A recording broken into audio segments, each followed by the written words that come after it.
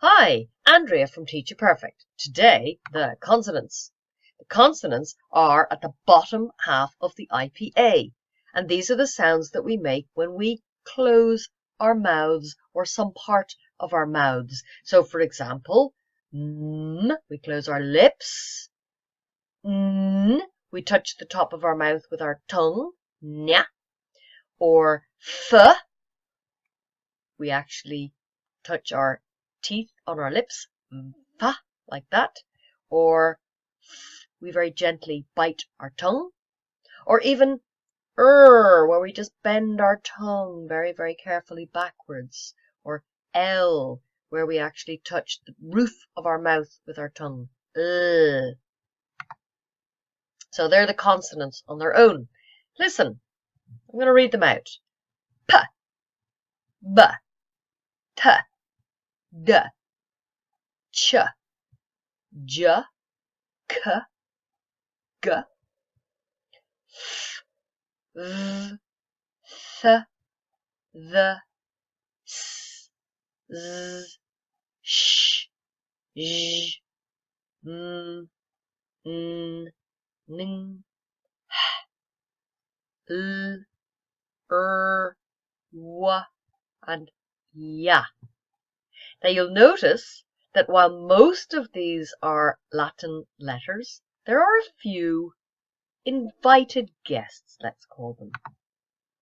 So in English, we need a sh sound, and it doesn't exist in the Latin alphabet, the sh. And we also don't have a letter for th, as in thumb, or the, as in mother, or ning, as in singer, or even je, as in vision or television. So we have borrowed some letters from other alphabets. You may recognize them, particularly from maths. So, for example, here, this symbol gives us the ch sound, like chocolate. And this sound here gives us the j sound, like judge.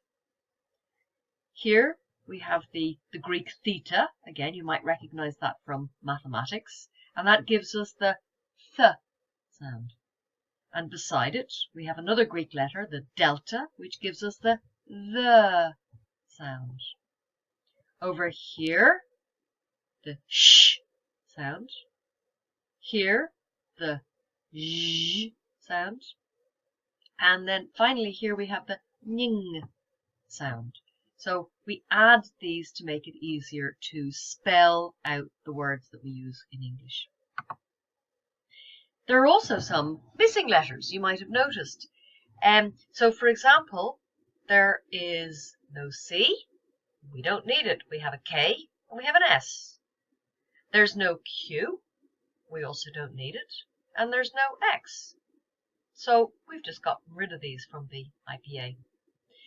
In addition, the G, which in English is often used to make a G sound or a J sound, only makes a G sound. That G, G. It's not the same as a J. In addition, when you see the J in the IPA, it only gives us that very Germanic Y sound, as in yes and yellow.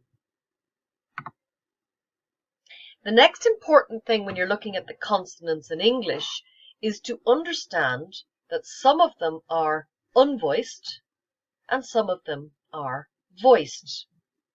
And I will demonstrate what we mean by unvoiced with a lighter. Be careful if you try this at home.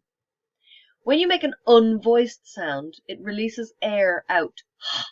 So for example, if I take this word, fat, but the exact same shape of letter, the, but in this case it's not unvoiced, it's voiced. It's down here, you can feel it, that. So we've got fat and that. Unvoiced and voiced. And the other letters are pretty much in the same pair relationship. So we've got a cum and gum, pit and bit, sip and zip, ton and dun, chin and gin, thick and this, pressure and pleasure. So can you see how we've got the unvoiced and the voiced? This affects how we say words in English, so it's actually quite important. So, for example, if we take a word like work, which ends in an unvoiced sound, k, when we add an ed to it, for example, we get worked. We get a t sound, worked. Yesterday I worked very hard.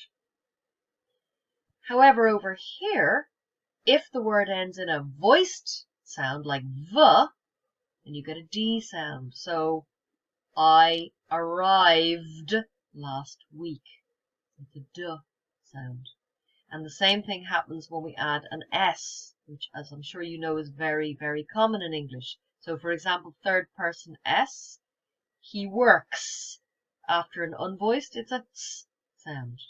Over here, after a voiced, it's a z sound. Arrives. Works, arrives. Worked, arrived. So the idea of the voiced and the unvoiced, it's quite important in English. And it's so important that in this version of the IPA, they've laid out the letters in pairs. It's beautiful. So in each pair, we've got the same shape of mouth, but we have unvoiced, voiced, unvoiced, voiced, unvoiced, voiced, unvoiced, voiced, and so on. Okay? So, for example, down here it's th and v, th and the, s and z, sh and zh. So they all work in lovely pairs. Now, in the bottom line, all of the letters in the bottom line, except for the H, all of these are voiced. N, n, n. Down here. Wa, ya. All of these are voiced, and they make a vibrating sound when you put your fingers here, except for the H, which of course is the big sound, the easiest one to remember. And then, as I said, just to remember that the G sound in the IPA only ever gives you a G sound.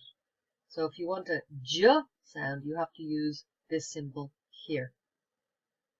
And as I said as well, this, which is a bit confusing, particularly for English speakers like myself, although it is a J, it's pronounced ya, ya, yes, yellow.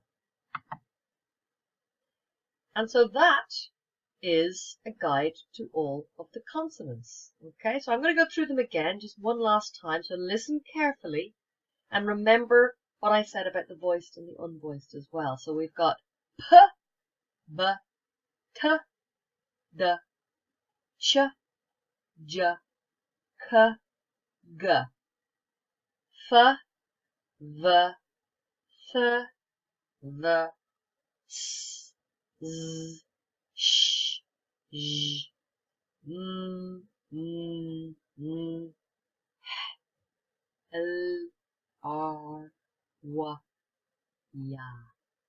Okay, so those are our 26 consonants, and if you learn those, and you learn the vowels as I showed you before, the single vowels and the diphthongs, you're ready to start practicing and using. In the next video, I'm going to give you some tips and some good ideas for apps you can use, and I'm going to look at some of the difficulties that different nationalities have with sounds in English. So I'll see you then. Bye, and thank you for watching.